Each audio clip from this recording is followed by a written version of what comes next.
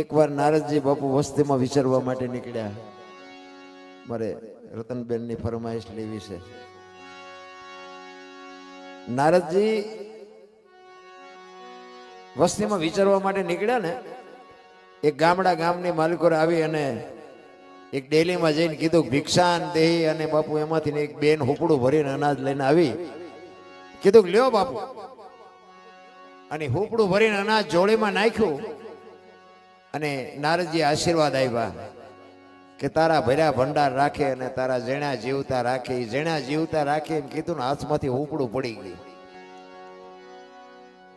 નારદજીએ કીધું કે બેટા કેમ હુપડું પડી ગયું, મારાથી કઈ આડું બોલાઈ ગયું? કે ના બાપુ એવું નથી, પણ તમે કીધું ને કે તારા જેણા જીવતા રાખે. મને ભગવાને શેર માટીની ખોટ આપી છે, મને સંતાન નથી. નારદજી વિચાર કરે છે કે હારું ખાવા ધાન નો અહીંયા 5-5 ને 7-7 આપે ને અહીંયા આવી બાય આવું ભર્યું ભાદરું ઘર સાધુ સંતોને હુપડા ભરી ભરીને અનાજ આપે, અને એને અહીંયા શું દુકાળ પડ્યો છે? એક દીકરો નો આપીએ કે ભગવાનને જઈને મારે કહીને રે બાજુ છે.